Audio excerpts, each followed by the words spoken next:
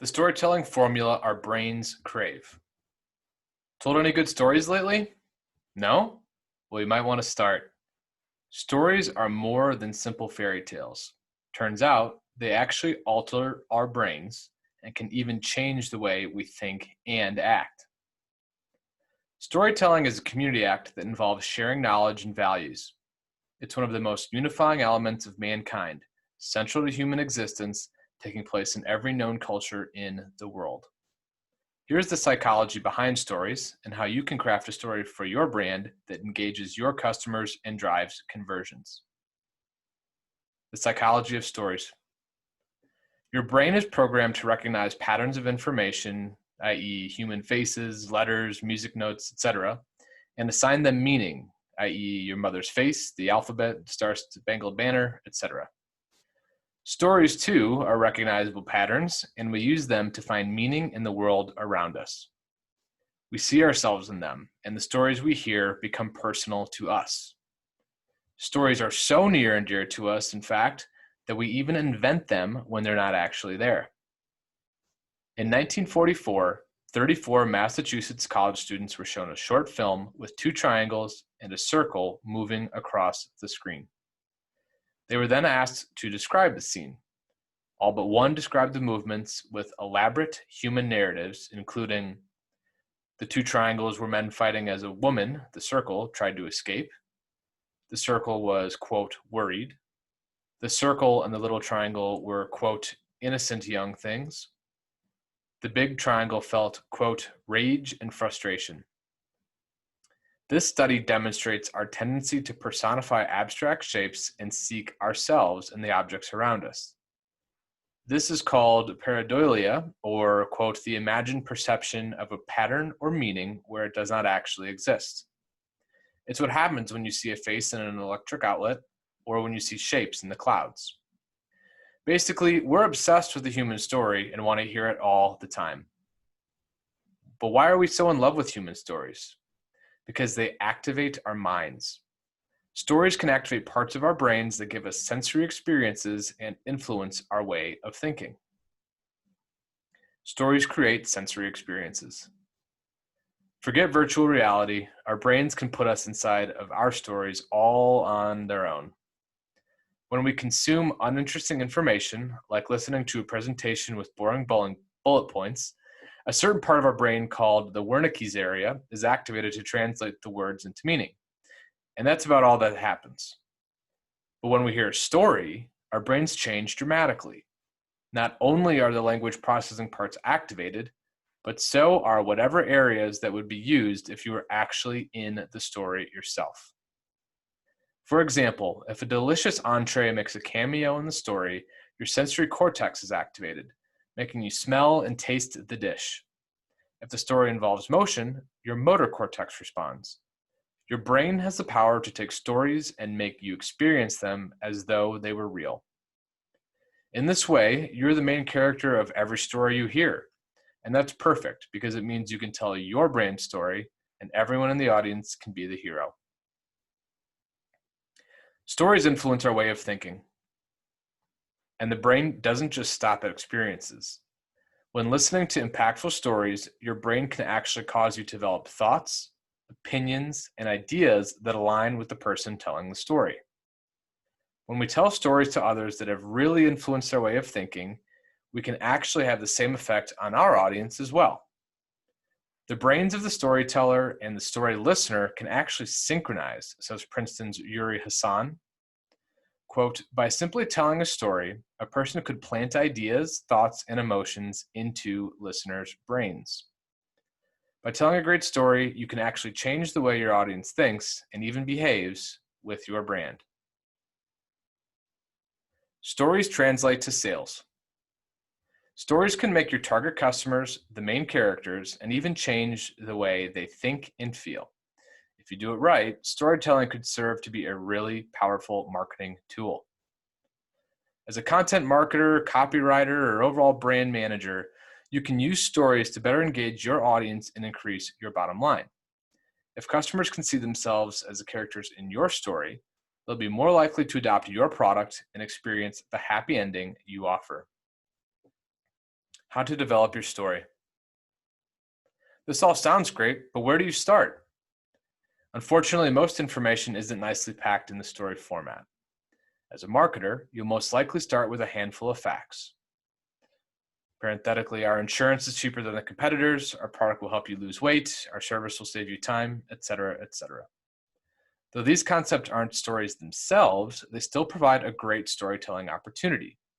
By adding context to your stats, you can show your audience who you are and what you offer in a storyline. How do you do this? You read, and READ is an acronym. R, research your target audience. The single most important part of your story has nothing to do with the story itself, but the audience you're telling it to. You can have a great, well-crafted story, but if it doesn't line up with your audience, it won't mean a thing for your conversions. You need to have a sense of who your prospective customer might be.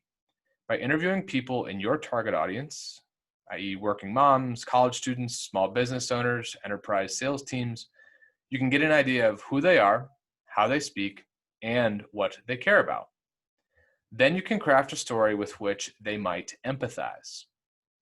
You can use a variety of methods to interview your target market, including surveys, questionnaires, focus groups, social media, etc.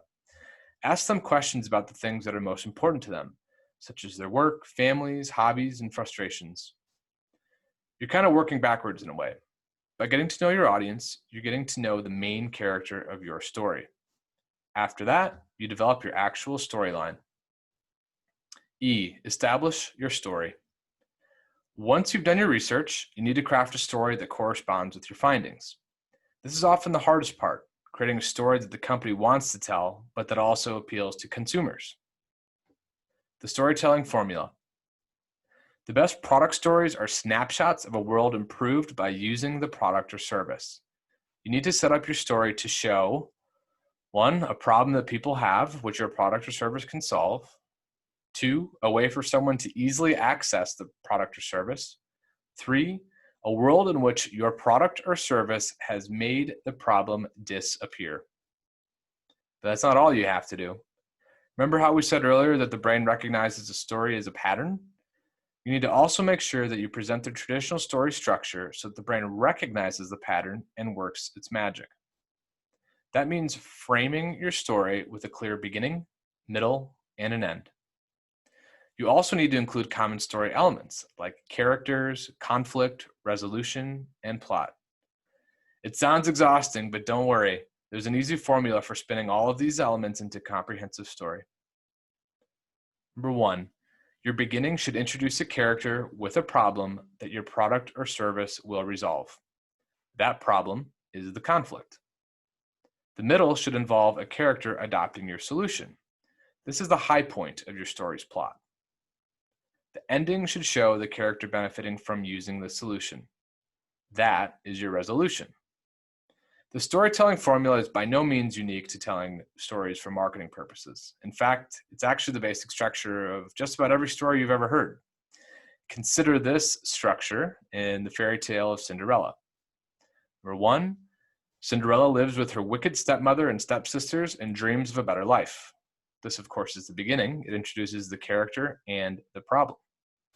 2, Cinderella is visited by her fairy godmother and meets her Prince Charming at the ball, leaving one of her glass slippers behind. This, of course, is the middle. It introduces the solution and drives the plot.